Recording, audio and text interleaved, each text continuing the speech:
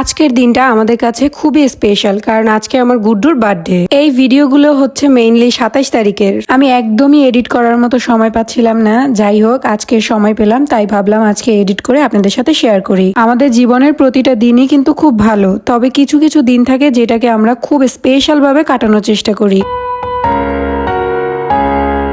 Hi guys, আসসালামু আলাইকুম, it's me Roshni, welcome to our another new blog. কেমন আছেন আপনারা সবাই? আশা করি সবাই অনেক ভালো আছেন। আল্লাহর রহমতে আমরা অনেক ভালো আছি। এগুলো হচ্ছে অক্টোবরের 27 তারিখের কিছু ভিডিও ক্লিপস। আসলে সেদিন ছিল আমার গুড্ডুর বার্থডে, তাই সকাল সকাল একদম গুড্ডুকে নিয়ে চলে গিয়েছিলাম সেলুনে ওর চুলগুলো কাটানোর জন্য। যারা আমার ভিডিওগুলো দেখেন তারা তো অনেকেই জানেন যে আমার গুড্ডু একদমই চুল কাটতে চায় না। অনেক কষ্ট করে তাকে চুল কাটানোর জন্য রাজি করতে হয়, কিন্তু চুল কাটার পর যখন তাকে অনেক সুন্দর লাগে তখন সে খুবই খুশি হয়। গুড্ডুর বাবার সেদিন অফিস ছিল, তাই সে সারাদিন আমাদেরকে সময় দিতে পারেনি। সন্ধ্যার পরে অফিস থেকে আসার সময় আমরা বাজারে যাই আর কিছু কেনাকাটা করে নিয়ে আসি। বাসায় এসে আমি একদম রান্না বান্না শুরু করে দেই। তবে সেদিন করিম ভাই আর গুড্ডুর বাবা আমাকে অনেক হেল্প করায় আমার কষ্টটা অনেকটাই কম হয়েছিল। তবে প্রথমে গুড্ডুর বাবার প্রতি খুব রাগ হচ্ছিল, কারণ আজকে গুড্ডুর বার্থডে, সেটা গুড্ডুর বাবার একদমই মনে ছিল না বললে ভুল হবে। গুড্ডুর বাবা চেয়েছিল পরের দিন করতে, আর আমি চেয়েছিলাম সেদিন রাতে করতে। আসলে আমরা ডিসিশনই নিতে পারছিলাম না যে কখন গুড্ডুর বার্থডেটা সেলিব্রেট করব। তাই গুড্ডুর বাবা অফিস থেকে আসার সময় আর কেক নিয়ে আসে না, যার কারণে আমার একটু রাগ হয়েছিল। কি করব, কিছুই করা নাই, এরা হচ্ছে বেডা মানুষ, তাই বিষয়টা ইগনোর করে তাকে আবার কেক আনতে পাঠিয়েছি। আর গুড্ডু খুব কান্নাকাটি করছিল, বাবা আমি যাব, আমি বার্থডে টুইও নিয়ে আসবো। তাই ভাবলাম যে গুড্ডুকেও পাঠানো যাক, ওরও ভালো লাগবে। তাই গুড্ডু আর গুড্ডুর বাবা গিয়ে ওর বার্থডে কেক, তারপর বেলুন টেলুন আর কি যা যা লাগবে সেগুলো নিয়ে এসেছিল। আসার পরে গুড্ডুর বাবা, গুড্ডু আর করিম ভাই মিলে ডেকোরেশনের কাজ শুরু করে দেয়। আর সেদিন আমাদের ডেকোরেশনের থিম ছিল ব্লু আর হোয়াইটের মধ্যে। জাস্ট দেখেন আমার গুড্ডুর দিকে, সে কত খুশি। সে দৌড়ে দৌড়ে গিয়ে বেলুন রেখে আসতেছে, কাজ করতেছে, আবার বলতেছে মা আমি বাবাকে হেল্প করি। একবার ভেবেছিলাম যে ওর বার্থডেটা বাসায় আর করবো না, কক্সবাজার গিয়েই করব, কারণ এর মধ্যে তো আপনারা অলরেডি আমার 2-1টা ব্লগ দেখছেন যে আমি কক্সবাজার গিয়ে আপলোড করেছিলাম।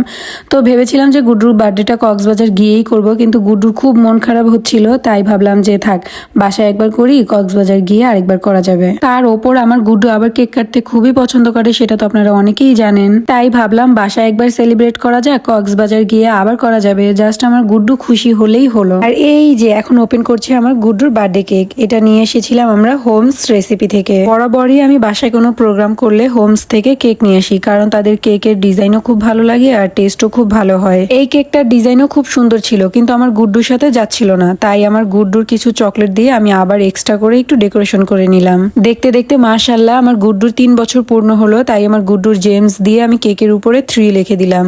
এখন মনে হচ্ছে কেকটা দেখতে আরো বেশি সুন্দর লাগছে, কি তাই না? কেকটা ডেকোরেশন করার আগে সুন্দর লাগছিল নাকি এখন সুন্দর লাগছে? চাইলে কিন্তু আপনারা কমেন্ট সেকশনে কমেন্ট করে জানাতে পারেন। এই কেকটার উপর আমার ডেকোরেশন করা দেখে গুড্ডুর বাবা খুবই খুশি হয় আর আমার খুব প্রশংসাও করছিল। গুড্ডুর বাবা বলছিল তোমার মাথায় তো খুব ভালোই বুদ্ধি আছে, তুমি একটা সিম্পল কেকটাকে কত সুন্দর করে একদম গুড্ডুর সাথে মানানসই করে কেকটাকে কি সুন্দর ডেকোরেশন করে ফেললা। তবে এবার আমার গুড্ডুর বার্থডে ড্রেসটা সিম্পলের মধ্যে খুবই সুন্দর হয়েছে। সেদিন আমার গুড্ডু খুবই খুশি ছিল, তার জন্য আমরা কেক নিয়ে এসেছিলাম, বেলুনস দিয়ে ডেকোরেশন করেছিলাম। এগুলো দেখে তো সে আরো খুশি। আমার গুড্ডু মানুষটা ছোট হতে পারে, কিন্তু তার বুদ্ধি মাশাআল্লাহ একদম বড় মানুষের মতো।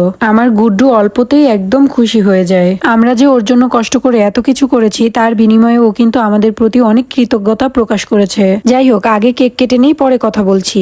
Happy birthday to you. Happy birthday to you. এখন বলি, ও এত ছোট হয়েও আমাদের প্রতি কিভাবে কৃতজ্ঞতা প্রকাশ করলো। আমরা যখন ওর জন্য কোনো কিছু করি আর ও সেটাতে অনেক খুশি হয়, তখন ও বারবার আমাদের কাছে দৌড়ে এসে আমাদেরকে জড়িয়ে ধরে, চুমু দেয় আর বারবার বলে যে আমি তোমাকে ভালোবাসি, আমি তোমাকে ভালোবাসি। আর এর মাধ্যমেই আমরা বুঝতে পারি যে ও আমাদের প্রতি কৃতজ্ঞতা প্রকাশ করছে বা ও অনেক খুশি হয়েছে। ও যে এত ছোট হয়ে আমাদের প্রতি ভালোবাসাটা প্রকাশ করেছে, সেটাই আমাদের জন্য অনেক কিছু। এখন মহান আল্লাহর কাছে শুধু একটাই দোয়া করি, ও আমাদের জন্য কি করবে না করবে সেটা জানি না, কিন্তু আমরা যেন ওর জন্য সারা জীবন ভালো কিছু করে যেতে পারি, মৃত্যুর আগ পর্যন্ত।